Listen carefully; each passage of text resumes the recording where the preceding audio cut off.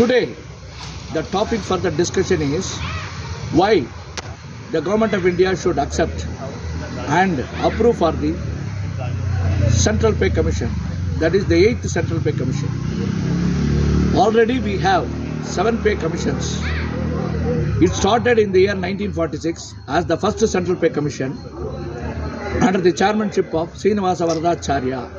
Thereafter we had Second Pay Commission in the year 1957, Third Pay Commission from 1173 and Fourth Pay Commission from 1186, Fifth Pay Commission from 1196, Sixth Pay Commission 11-2006, Seventh Pay Commission 11-2016. Now we are demanding for 8th Pay Commission from 11-2006. Why there is a need for only the Central Pay Commission and the Government of India should accept? Is it that only the 1 crore of people who are the pivotal and doing and moving the entire nation? It is absolutely incorrect. Under 145 crores of people, the government servant of the central government forms only now to the extent of 55 to 58 lakhs of people working and 55 to 58 lakhs of people retired. Therefore, 1.1 to 1.15 crores only the central government employees. Similarly, 3 crores to 4 crores of combined together all India in all state government put together nearly about 2.5 crores. Overall maximum 4 crores to 5 crores only the government employees. Whereas in India we have got 145 crores of people. It is highly ridiculous to talk about only the acceptance of the pay commission and going on hiking the salary and pension regularly now at intervals of every decade. Initially in 1946 they introduced. Thereafter in 1956 they have not done. Only in 57 they allowed. Again after 16 years gap in 1973 they allowed. Again after a gap of 13 years in 1986 they allowed. Thereafter they demanded the need for pay commission to be revised the salary and the pension regularly in a decade of 10 years.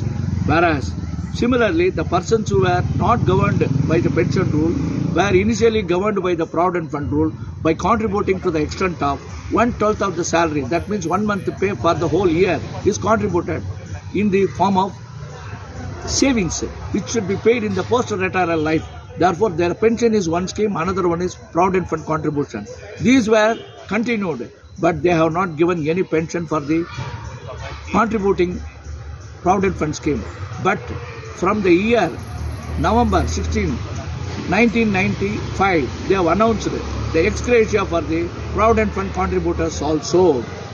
Whereas originally India adopted 1957 is the opening of the pension for the employees of the government and central government employees, particularly in railways. Persons who were on rolls as on 1/4/1957 were governed by the pension rule. Though they introduced from 1963 family pension, it was fully regulated. Initially it was also contributory. 2 months gratuity was to be given and it was dispensed with from 22nd September 1977 and it was made mandatory as a compulsory liberalized family pension scheme in 1963 was made as regular for employees as well as for the family from 1984. Thereafter from 1/1/1986 regularly the pension, family pensioners of central and state government are regularly regulated and pay commissions are accepted every 10 years. Though it is formed, initially there was the need for forming of the pay commission by the means of cost of price index number by increasing 100%, whereas the DA were granted as and when the 8% cost of living price index number was increasing. But till 1986 there was no proper regulation of DA at a fixed interval.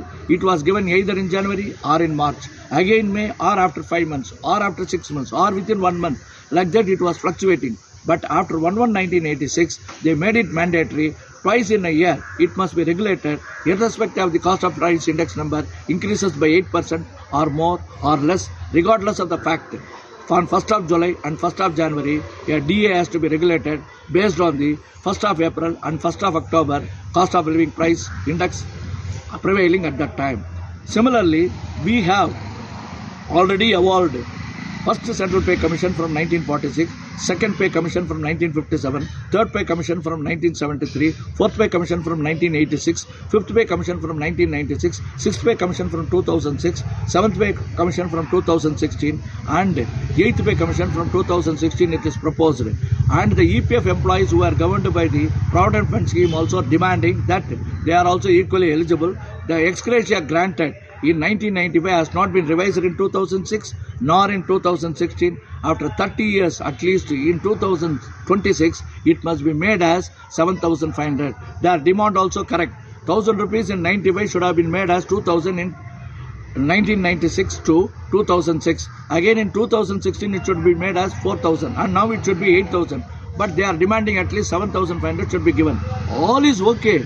You are bothering for the central government, you are bothering for the state government, you are bothering for the public sector, you are bothering for the private sector, you are bothering for our EPF employees. You don't bother the voter who are above 60 years, who are destitute, who are daily leading the life by begging.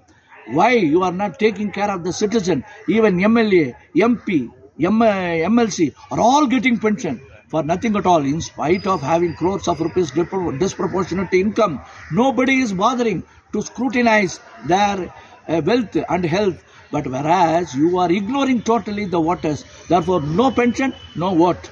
All citizens, irrespective of the fact they have crossed male or female, even husband and wife in the family, if they don't have no other source of income, should be given a pension at least 100 rupees per day for 3,000 every month. And they should be paid. Therefore, the pay commission for the agitating class is not made or surfaced. I represent on behalf of all 145 crores of people, as they are a children or a parents or as a brother or as a sister. It may be about 10 or 15%. Therefore, it may be 14 crores or 10 crores. I do not know. Exactly, a census has to be made. Who are above 60, who do not have any other source of income, should be paid pension compulsorily on par with that of EPF and central and state government employees. And also they should also be compensated by graded relief. It is my prayer, it is my humble prayer, it is my prayer with the salutation to the government of India, the Prime Minister, the President and the Finance Minister. And I appeal to all the MLAs of all the states, MLCs of all the states, MPs of Rajya Sabha and also MPs of the Lok Sabha, with the folded hand, all persons above 60 years, either male or female, anywhere in India, any corner as a citizen, should be paid a pension after crossing 60 years of age. You are allowing old age pension, you are allowing widow's pension. In Tamil Nadu, they have declared 1,000 for female. In another case, Kerala, some other way they are compensating. In Uttar Pradesh, they are compensating. In another place is not the criteria. As a right, the central government employees are demanding. As the right, the state government employees are demanding. As the right, the EPF employees are demanding. I pray and request all persons as a citizen of India who have crossed 60 years as a male or female should be paid 3,000 rupees every month. And I pray God and also appeal to the Prime Minister, President, Rajya Sabha and Lok Sabha MPs and all MLA and MLCs of the state to propose and bring a radical change in the Constitution of India and demand. I stand as an agitating chairman or the secretary for the whole people of India who are representing for 145 crores, and particularly I am representing persons above 60 years, either as a male or a female, who are demanding for the pension as their right from 1/1/2006. When the central government approaches for any pay commission or state government approaches for any pay commission or public sector or private sector or anybody approaches for the pay commission, I represent on their behalf.